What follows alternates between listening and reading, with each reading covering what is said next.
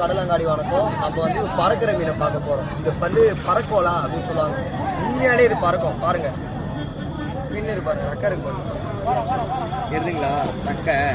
இது வந்து அலைங்களுக்கு மேலே வந்து பறந்துட்டு இப்படி பறந்து போகும். அதான் இது பேர் பறக்கோலா. கோலாலே வந்து பெரிய பெரிய கோலான்னு நான் உங்களுக்கு காமிச்சிருக்கேன்.